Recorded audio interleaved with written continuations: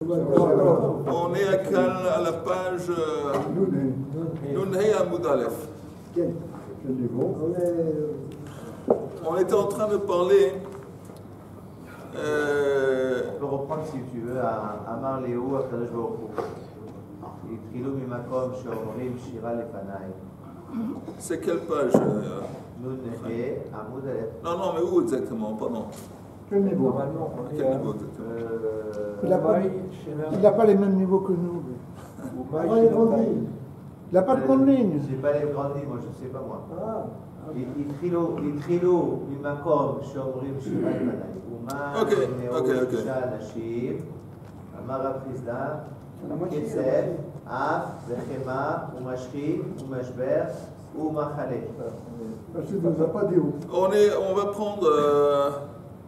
On va prendre à partir de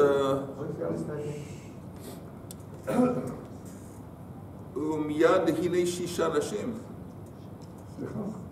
C'est où? C'est le dernier tiers de la page. Le commencement du dernier tiers de la page. La deuxième grande ligne. Veine Shisha Nashim, d'accord. Veine Shisha Anashim Baim Miderech Sha'ar Ha'ilyon.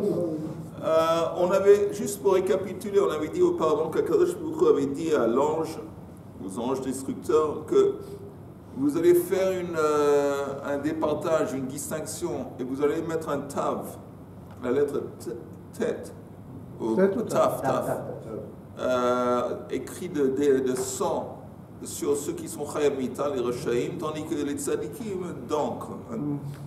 Et en fin de compte, Midat Adin a dit à Kadosh Baruch Hu, mais ces gens, ils sont méritants de mourir aussi, ou ils sont également coupables, parce qu'ils auraient pu, c'est vrai que c'est les tzadikim, mais ils auraient pu réprimander, ils auraient pu faire une tochecha, comme ils ne l'ont pas fait, alors ils sont considérés comme également méritants de punition.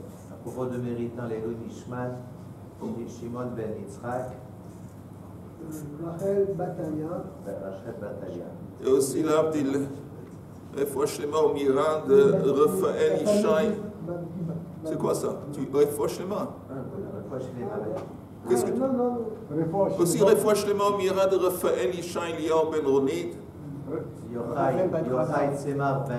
Yochai Tzemach ben Tali. Et Michal bat Sion. Ensemble avec tous les malades en Israël. Ok. והנה שישה אנשים באים מדרך שער העליון אשר מפנה צפונה ואיש כלי מפצו בידו. Il y a une vision de 6 personnages qui s'approchent. Entre eux et Klish, Ish. Chacun il a Klish mapatso beyado. Qu'est-ce que c'est mapatso? Je ne sais pas. Et ואיש אחד בתוכם לבוש הבדים, וכסת הסופר במותניו, ויבואו ויעמדו אצל מזבח הנחושת. Ils sont venus, ils se sont mis debout devant le mizbeach de fer, de cuivre. Alors la Gemara demande, mizbeach hanachoshet, mihab, il n'y avait pas à ce temps, dans ce temps, mizbeach hanachoshet. Mizbeach hanachoshet, c'était autant, c'est ce que dans le Mishkan. Maintenant, dans le temple, c'était la Gemara Omeret, c'était la Gemara Omeret, c'était un mizbeach de avanim. C'était un misbeh fait de pierre, de briques ou de pierre, qui a été construit par Shlomo HaMelech. Celui-là était dans le désert, celui-là. Oui, alors qu'est-ce que ça veut dire quoi qu'ils étaient devant Mizbeh Hanachoshet? Amar lehu HaKadosh Baruch Hu, Atrilu mimakom she'omrim shira lefanai. Nachoshet, ce n'est pas une allusion au Mizbeh, c'est une allusion aux instruments musicaux. Parmi eux, il y avait des instruments faits de cuivre. Et à partir de là, vous allez commencer. Et la Gemara demande, c'est qui ces 6 personnages dont on a fait allusion auparavant? Uman ninhu shisha anashim. Chacun il s'appelle, c'est Ketzef, Af, Vechema, ou Mashrit, ou Meshaber, ou Mechale. Tout ça, c'est des expressions différentes un petit peu de colère. Alors la Gemara demande maintenant au Maïshma Taf, pourquoi le Tav, il a été choisi en tant que lettre pour inscrire sur le front des gens, pourquoi cette lettre en particulier? Amar Rav Tav Tichye, Tav Tamut, parce que c'est comme le début, un c'est le début de Tamut, l'autre c'est le début de Tichye. Comme ça, on sait qu'il va mourir, comme ça, on sait qu'il va mourir et qu'il va. De toute façon, c'est taf tout le monde. De toute façon, c'est taf tout le monde, je veux dire. Oui, d'accord. Mais Mais c'est pas. il y a un sens tout à fait différent. Oui, c'est même pas. Je veux dire, n'importe quoi qu'il aurait dit, comme ça ne fait pas partie de la racine, c'est un problème, un tave grammatical. Il aurait pu dire, ça aurait pu désigner n'importe quoi. D'accord. Il y a d'autres explications.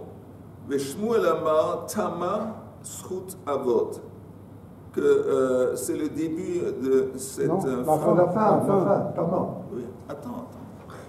C'est le début de la fin. Le début de la fin des mérites de Avot, le début de la lettre qui dit Tama, c'est Tav. Et Tama, ça veut dire la termination du mérite de Avot. Ça veut dire que s'ils ont été épargnés, ça laisse entendre jusque maintenant, c'était dans le sou, dans le mérite des Avot. Mais maintenant, c'est fini. Oui, mais alors ceux qui vont vivre, ils avaient aussi un taf. Oui, mais eux, disons, c'est Tiré, les tzadikim, tout ça. Mais d'autres personnes que peut-être eux-mêmes, ils n'avaient pas suffisamment le mérite de tenir le coup. Mais néanmoins, ils étaient toujours en vie, pas dans leur mérite, dans le mérite d'Avot, mais maintenant c'est fini. Rabbi Yochanan Amar Tachun Schut Avot.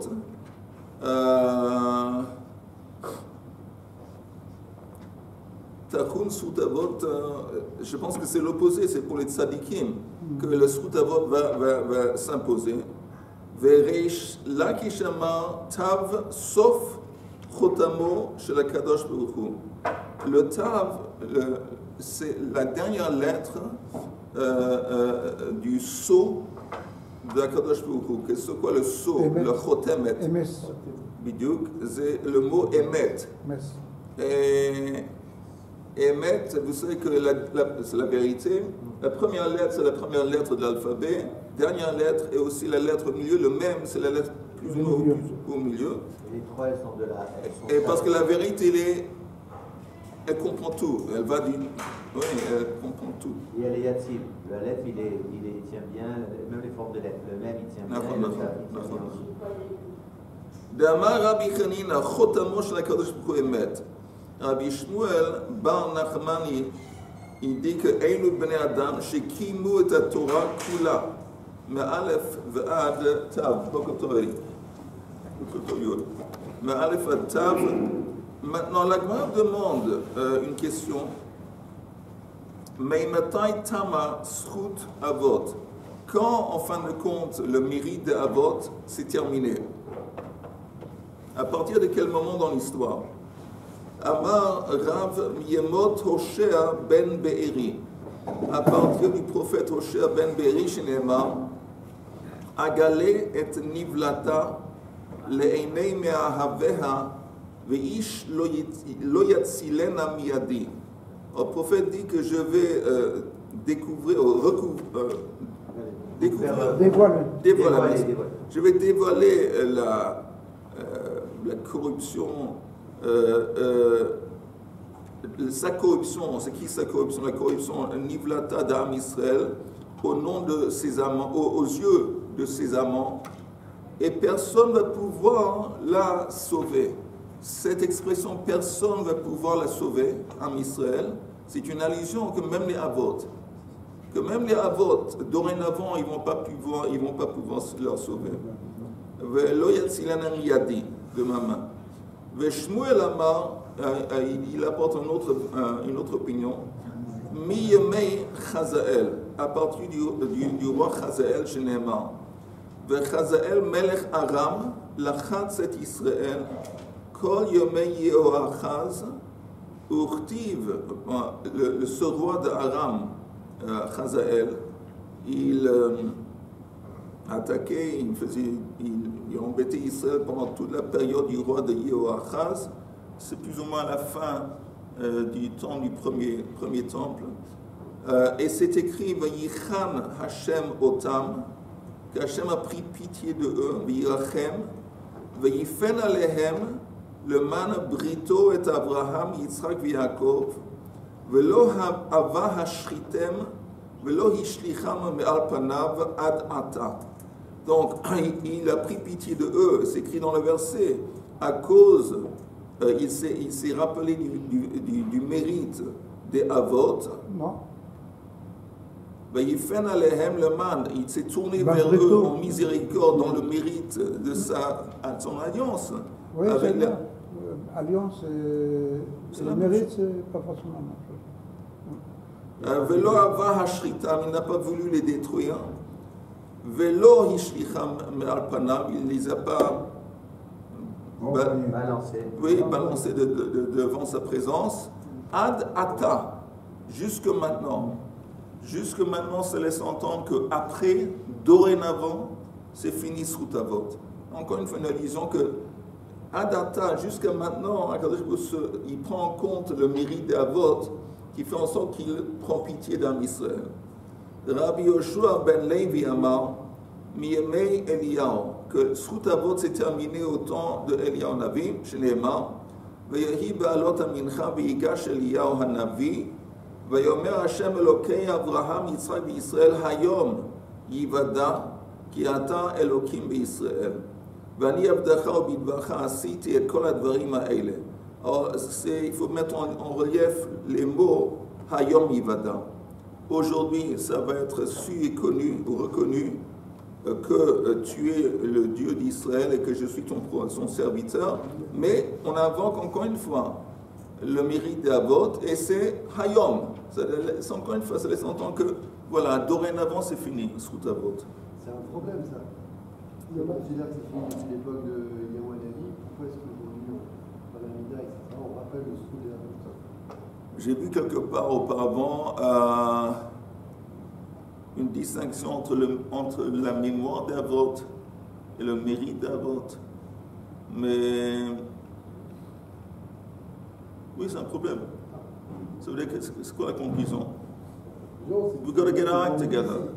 Quand on appelle le Srut de Tzadikim ou le Srut de Avot, ça veut dire que les Avot, ils ont tous le Srut, alors nous appelons entre guillemets. Ça veut dire? C'est bizarre quand même, parce qu'en fait, non, il y a un problème, ça contredit le fait que, je pense, ça contredit le fait qu'il y a marqué qu'à la fin du temps, c'est le Srut de Yitzhak Avinu qui va faire venir le Melach HaMashiach. Alors là, ça contredit ça. J'imagine qu'il y a des niveaux, des dimensions différentes de mérite et l'impact de ce mérite. Mais quoi que ce soit, il y a une dimension très importante de mérite d'Avot qui s'est terminée. Maintenant, peut-être, j'imagine qu'il y a d'autres dimensions qui sont toujours en force, d'autres aspects qui sont toujours reliés au Avot. Mais en gros, il y a un impact de base de Srutavot qui a été terminé. Sans que ça veut dire que dorénavant il n'y a aucun lien, aucun mérite, mais il y a un grand impact des Avot qui a été terminé avant beaucoup de temps. Et encore une opinion. Rabbi Yochanan Amar, Miyamei Chizkiyahu, ça s'est terminé au temps du roi Chizkiyahu, Shneimar le Marbeh Misra ou le Shalom Enketz. על כיסא דוד ועל ממלכתו להכין אותה ולסעדה במשפט ובצדקה מעתה ועד עולם, קינת השם צבקות תעשה זאת. Alors c'est écrit que Akadosh Baruch Hu, il va apporter la paix et sans traduire chaque mot, mais le truc essentiel c'est que c'est écrit que tout ça Akadosh Baruch Hu va faire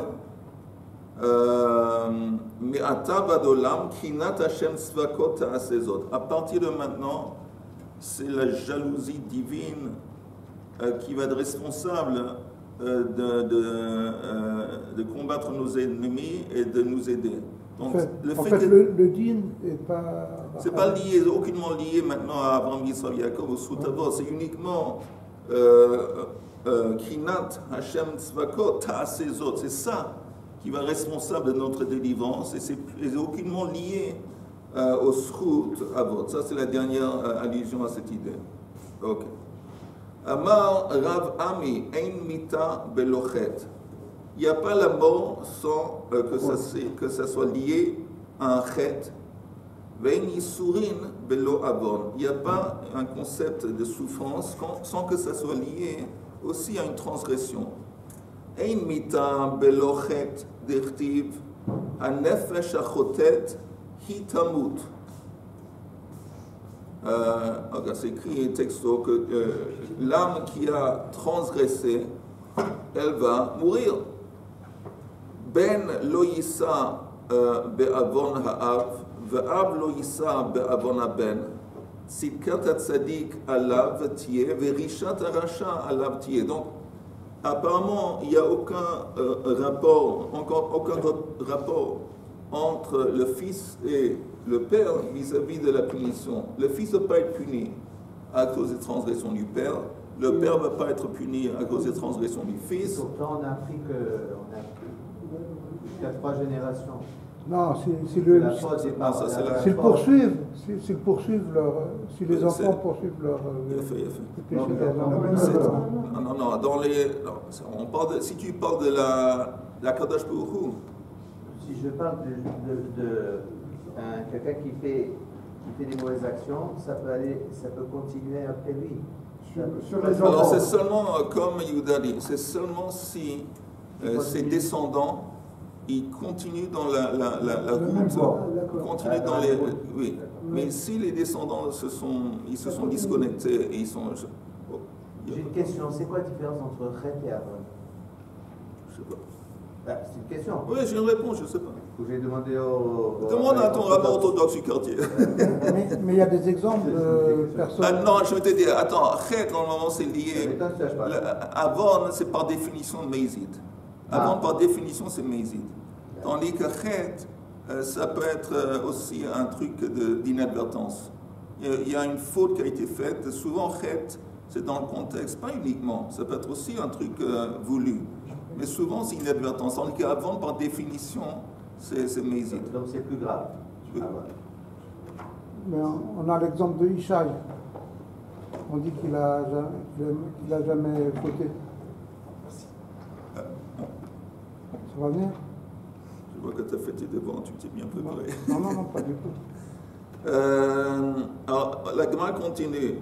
Donc, on voit qu'il n'y a pas, encore une fois, de souffrance ou de mita sans que ça soit lié à la faute, à la transgression. Vein yisurin belo avon diktiv, ou pakadati b'shevet pisham ou benegaim avonam. Pakadati b'shevet, shevet c'est le bâton. C'est une allusion aux souffrances. Et negaim, les plaies aussi. C'est lié à la souffrance et c'est écrit pakadati b'shevet pisham. Encore une fois, c'est lié. On voit bien que la souffrance est liée à la faute. Meitive, on apporte une objection à cette idée. Attends, il faut tourner la page. Il faut, comme Yehuda vient de dire, il faut tous tourner la page. Meitive.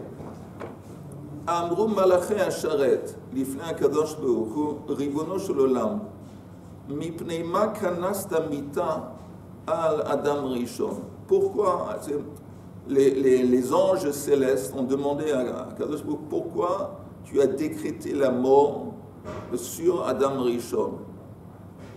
Maintenant, il faut comprendre la question parce que tout le monde sait pourquoi. Mais je pense que l'idée c'est que il y a plusieurs explications, mais pourquoi la mort de suite? Nous, on sait qu'à Kadosh Baruch souvent, il attend que quelqu'un va répéter une faute à plusieurs reprises. Une fois qu'il est enfoncé dans le chet, bon, maintenant il le punit. Mais lui, Adam Rishon, de suite, il a reçu une telle punition. Pas de suite, il n'est pas mort tout de suite. Non, mais le décret de la mort était de suite. Et bon, il a mangé la pomme et de suite, quoi que ce soit. Pourquoi? Peut-être on parle de Khumra. Parce que sinon, on sait pourquoi. Je pense que ça, c'est plus ou moins la question. Ok? Amar lehem, Akadosh Baruch Hu leur a répondu, mitzvah kalat siviti, ve'avar alea, je lui ai donné une petite commande et il a transgressé. Petit commandement. Un petit commandement. Amar le ve'halo Moshe ve'Aaron shekimu kol haTorah kula ve'metu. Oh, les anges répondent, mais attends, Moshe et Aaron, qui étaient des tzadikim à fond, qui ont gardé toute la Torah, et néanmoins ils sont morts. Ça veut dire que toi tu dis que la mort c'est lié au fait qu'il a fauté. Mais on constate que même Moshe et Aaron, qui n'ont pas de fauté du tout, néanmoins ils sont morts. Parce que c'est Ouais, mais parce que dans Adam Arishon, c'est On tout ne peut pas l'univers, mourir, c'est les hommes qui viennent après. Il ne devait pas mourir. Pardon, il a fait une faute, ça Il a fait une touche à faute. toutes les générations. Voilà. Ok. Il ne devait Peut-être. pas mourir au départ. Hein? Au départ, il ne devait pas mourir. D'accord. Adam non. Et après, C'est il pas a Yaakov Avinu qui a l'humanité, dit- elle va mourir. C'est pas Yaakov Avinu qui s'est adressé à Dieu pour lui dire que. Non. Non, lui il a demandé qu'il va y avoir la vieillesse. La vieillesse. Pas la mort c'était déjà décrété. Mais la mort auparavant, c'était un beau jour, quelqu'un, voilà, il est mort sur place. L'éternue. Il éternue, voilà. Mais c'est ça qu'il a demandé à Yaakov, qu'il va y avoir une espèce de préparation, une vieillesse. Alors Kadosh Baruch Hu répond, il répond que Moshe et Aaron sont morts parce qu'il lui dit, il leur dit, Il y a écrit Abraham Zaken Baba Yamin. pardon. Il y a écrit Abraham Zaken Baba Yamin. Oui, mais Zaken, ça ne veut pas forcément dire des signes de vieillesse. Ça veut dire simplement qu'il devient âgé, voilà. Mikre echad la tzadik ve le racha le tov vechule.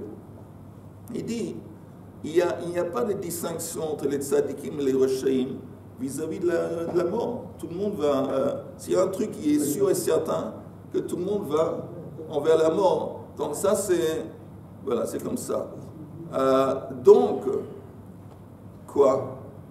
Ça contredit, jusqu'ici, qu'est-ce qu'on voit? Une contradiction à ce qui avait été dit dans la page précédente par Rav Ami. Parce que Rav Ami a dit qu'il n'y a pas de possibilité de mort s'il n'y a pas de lié, si ce n'est pas lié à une transgression. Maintenant, on nous apporte Moshe et Aaron, qui apparemment n'avaient pas de transgression, ou de toute façon pas des transgressions qu'ils méritaient, et qui sont morts. Il a dit fait une Hein? distinction. Oui. Evita velo fait. Tout ça maintenant. Elle a un âge où elle s'en va. Puis elle est morte avec le ownership. Oui. Ça, c'est autre chose. Oui. On ne peut pas comparer.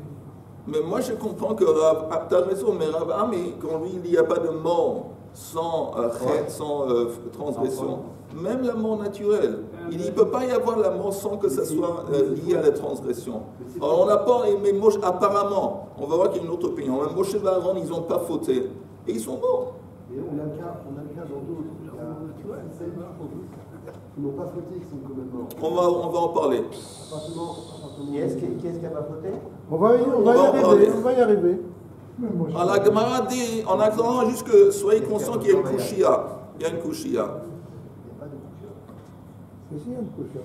Non, parce que c'est Chita, déjà à partir du moment où Adam Arishon, il y a eu le fait qu'il y ait une faute, et que Kadosh Baruch Hu a décidé que dorénavant il y aurait la mort, ça veut dire qu'on n'est plus éternel. Et là, pourquoi est-ce que il dit que... Non, la kushia, c'est sur Moshe et Aaron. Non, mais Adam Arishon lui-même, je veux dire, c'est Adam Arishon, je veux dire, pourquoi... Non, au contraire, Adam Arishon, ce n'est pas une kushia, parce que Rabbi Ami a dit que la mort, ça veut dire qu'il y a une transgression, c'est lié à la transgression. Oui, sous-entendu, s'il n'y a pas de transgression, il n'y a pas la mort. Voilà. Alors la kushia est, alors comment tu expliques Moshe et Aaron? Tous les autres, mais ce que je veux dire... Pas tous les autres, juste Moshe et Aaron jusqu'ici. Non, il y en a 8. On va voir, vous êtes tous en avance, moi je ne sais pas, moi je suis retardataire. Entre nous. Ce qui veut dire que dans tous les cas, il y aura la mort. Ce que je veux dire par On a là, instauré la mort, donc il n'y a pas à dire s'il y a une transgression ou pas. Alors pourquoi Oh, alors, ça, cette idée, c'est contre Rabbi Ami. mais c'est ça ce qu'on apprend déjà depuis la mort d'Adam Arishon. Que dorénavant, la mort va exister, même s'il n'y a pas eu la Vera. Ah non. La Vera, elle a été... j'ai compris ce que tu C'est dis. ça ce que je veux dire, donc c'est pour ça que je ne suis pas d'accord avec ce que Rabbi dit. Bon, d'accord. Ah, je comprends ce que tu dis. Elle marque Que peut-être, toi en tu fait. dis, mais attends. c'est vrai ce que tu dis, qu'après la faute d'Adam Rishon, ça a été décrété que les hommes ne vont pas être éternels et vivre éternellement, ils vont mourir. Mais le fait est, on voit dans l'histoire qu'il y a eu des personnages. Alors, c'est pour ceux qui ne sont pas morts. Maintenant, ça laisserait entendre que le chet d'Adam Rishon, c'est un signe que dorénavant, quand il y a un chet, quelqu'un va mourir. Quand il y a un chet. C'est pas forcément ce que tu dis qu'Adam Rishon, c'est que dorénavant la mort. La preuve qu'il y a après Adam Rishon, il y a eu des personnages qui sont morts sans chet. Alors ça veut dire que, tu peux dire que dorénavant, le moment qu'il y a un chet, c'est la mort. Et comme à 99%, 99%, 999%. À tous en même temps. On va en parler de suite. On va Et en le parler Rabbi de suite. Lubavitch. Grave. Il y a marqué tout de suite, après Mikra Echad. Mikra Echad. Oui, que la mort va atteindre également le tzaddik et le rachat. Attends, je vais finir les sougis à vous. Tout le monde a tellement de questions, on ne va pas pouvoir continuer. La marque qui est Haïtana. Rabbi Ami, il a dit, René, ça va, je peux continuer? Bien sûr. Je ne suis pas t'embêter. Il a dit comme ça, il va selon ce Tana. C'est quoi ce Tana? Le Tana Rabbi Shimon ben Elazar Omer, Af Moshe Aaron bechetam metu. Alors lui, il dit Rabbi Shimon ben Elazar que non, Moshe et Aaron aussi ont fauté. Donc il n'y a pas de preuve qu'on peut mourir sans que la mort existe sans que ça soit lié à une transgression. Chez Néhémar, Moshe Rabbeinu, quand il a frappé au lieu de lui parler, il a frappé. Exactement ce que la Gemara va dire. Chez Néhémar, Ya'an lo hemantem bi. Comme vous ne m'avez pas cru, à cause de ça, vous êtes mort. Ha hemantem bi. Adain lo higia zmanchem lipater min haolam. Mais si vous m'aurez cru, alors peut-être vous serez resté en vie. Mais selon cette opinion, Moshe et Aaron aussi, leur mort est lié à la transgression. Mais on apporte une nouvelle kushia. Il y a 4 personnes qui sont mortes à cause du conseil du serpent. Le conseil du serpent, justement, à Chava, a engendré la mort aux hommes, d'une façon générale. Alors, quand on dit qu'il y a 4 personnages qui sont morts à cause du conseil du Nachash, ça veut dire qu'ils sont aucunement liés à la transgression. Encore une fois, ça contredit ce qu'on a vu avant. Veiluhen, c'est qui les 4? Binyamin ben Yaakov, Ve'amram avi Moshe, Ve'ishai avi David, Ve'kilav ben David. Il y a quelque part d'autre une autre liste qui comprend aussi Eliezer et aussi Eliyahu Navi, mais il y a d'autres. Mais quoi que ce soit, ici on parle de 4. Le Kuluhu Gemara, chacun de ces 4 personnages, c'est une tradition qu'on a qui ne sont pas morts. Pardon, qui sont morts, mais que leur mort est aucunement liée à la faute. C'est simplement à cause du décret qui a été engendré le résultat du Nachash. À part Ishai, Avi David, de Mefaresh Beikra, là-bas c'est un verset qui le dit en entier, explicitement d'Irtiv. Ve'et Amasa Shem Avshalom, pardon, Ve'et Amasa Sam Avshalom Tachat Yoav, il faut dire ici Al Hatzava. Donc Amasa a placé Avshalom pour remplacer Yoav en tant que le responsable de l'armée. C'est un roi? Non, c'est Avshalom, c'est le fils de... Amatsa. C'est pas un roi, non. C'est qui? C'est un type. C'est un type qui a été placé par Amasa en tant que Ramatkal. Alatsava, Amasa c'est qui? Ben Ish Ushmo Yitra Israëli. C'est le fils de quelqu'un qui s'appelle Yitra Israëli. Ashaba El Abigail, Bat Nachash, qui a épousé Abigail, la fille de Nachash. La sœur, elle était aussi Achot Tsruya, Yoav.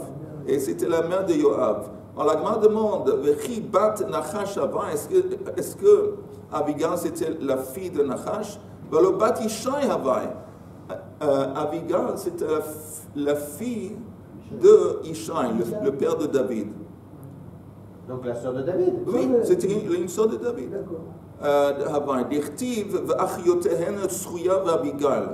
Alors pourquoi on l'appelle la fille du serpent? Elle a bat Mishemet Be'etiosh Nachash. C'est une allusion au fait que son père est uniquement mort à cause du décret de la mort qui a été engendré par le Nachash. Ça, voilà. Mani, il aime. Donc, qui vient d'enseigner cette braïta?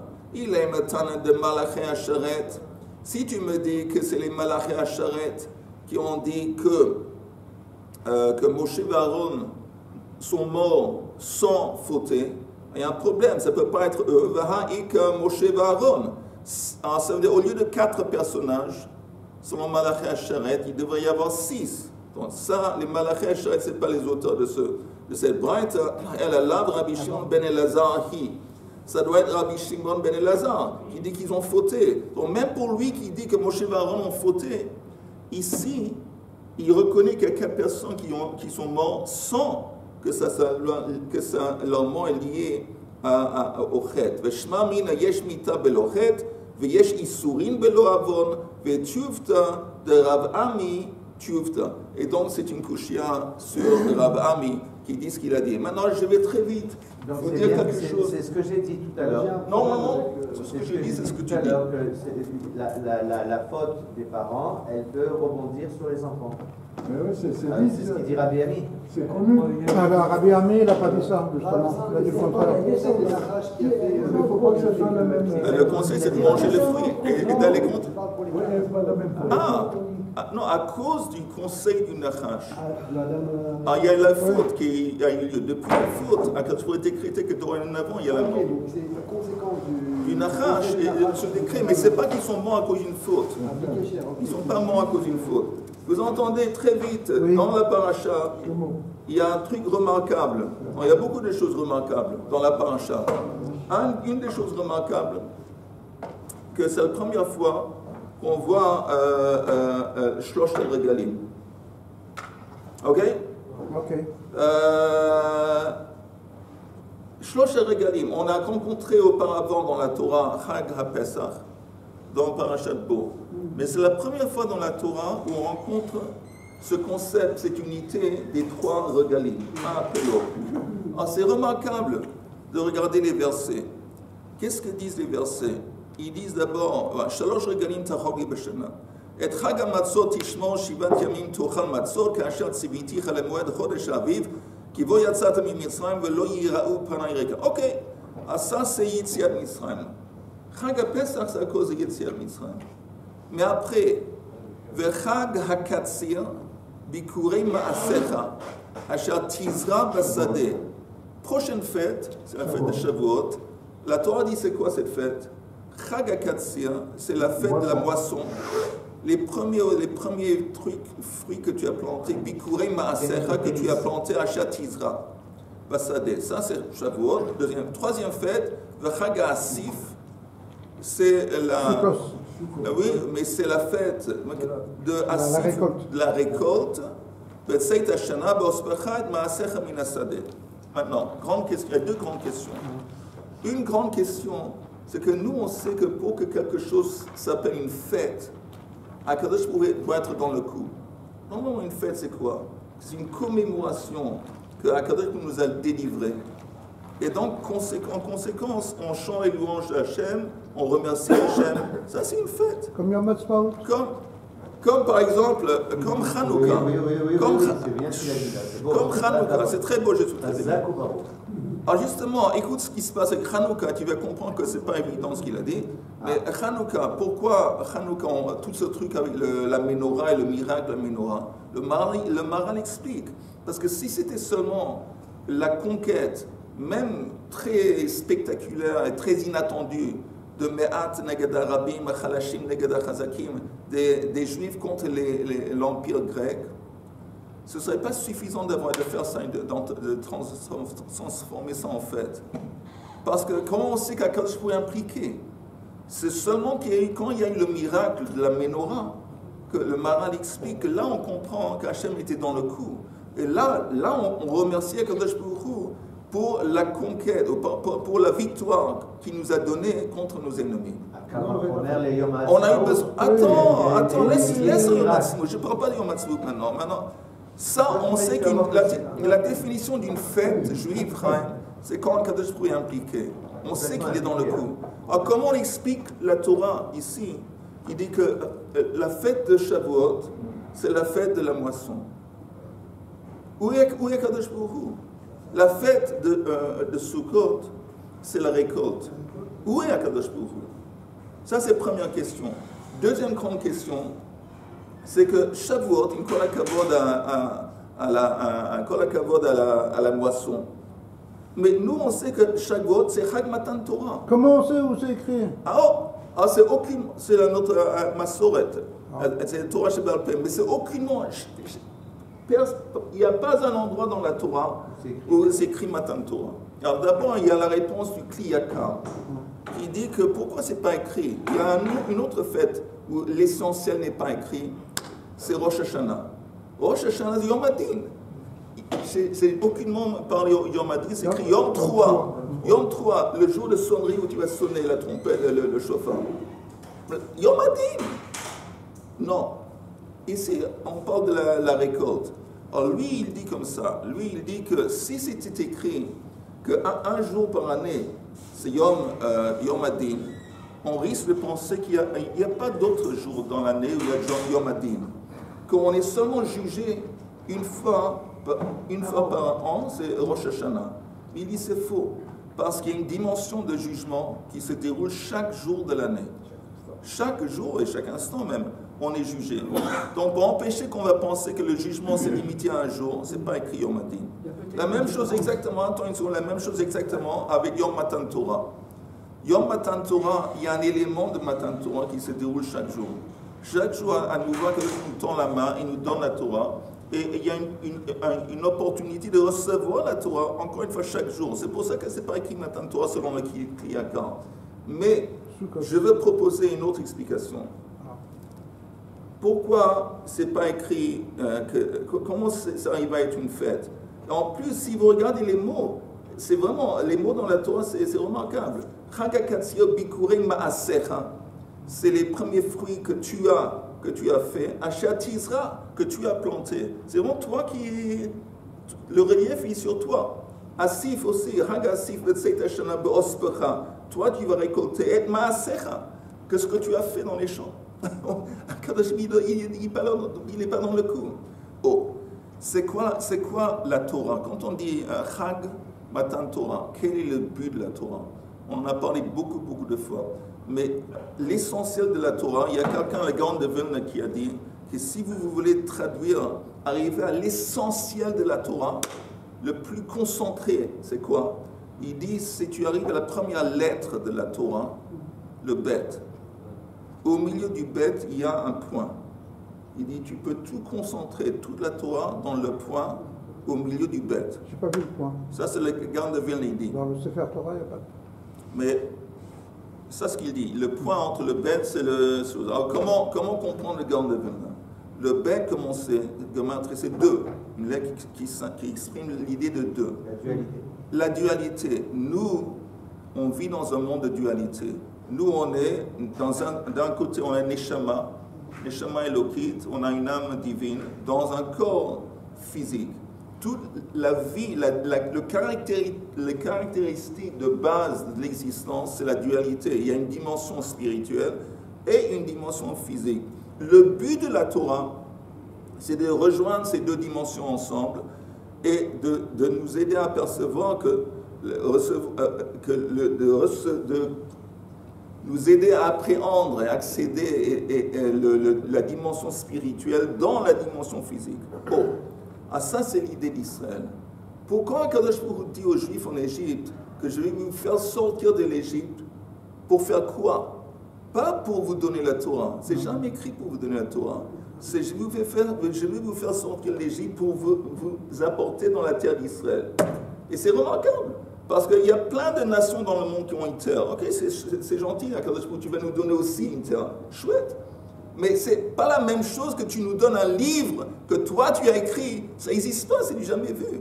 Mais pourquoi il ne dit pas ça? Je vais vous faire sortir de l'Égypte, vous donner un livre que j'ai écrit. Non, jamais. Il dit que pour vous donner la terre d'Israël.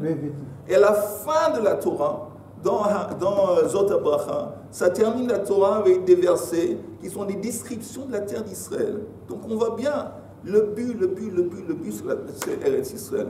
Pourquoi le but, c'est Eretz Israël? Parce que c'est l'endroit où on est censé justement de l'Ekadesh et Achom, de sanctifier le physique.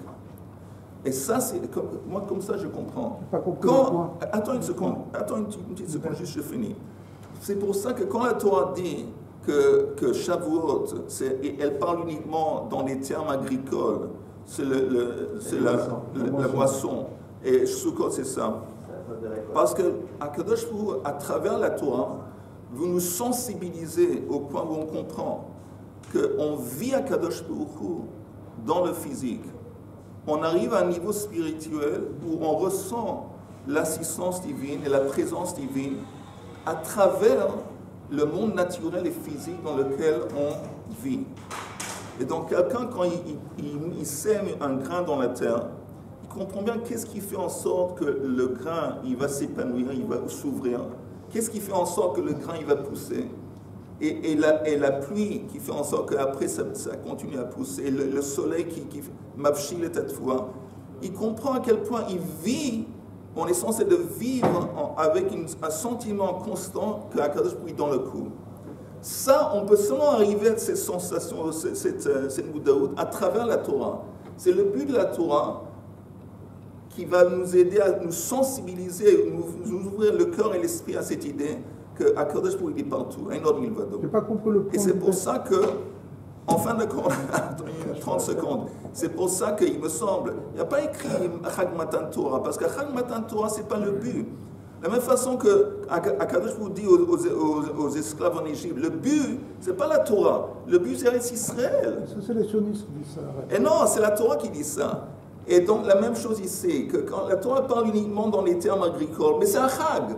Pourquoi c'est un Chag? Parce qu'une fois qu'on a reçu la Torah, on voit qu'Akadosh Baruch Hu est dans le coup, dans la moisson, dans la récolte, dans tout le processus de notre travail, on ressent Akadosh Baruch Hu. Et c'est pour ça que néanmoins c'est un Chag. Maintenant, question. Le point du bête, je n'ai pas compris. Le point du bête, il y a dans le bête, il y a un point. Oui, disons. Alors, le point, ça vient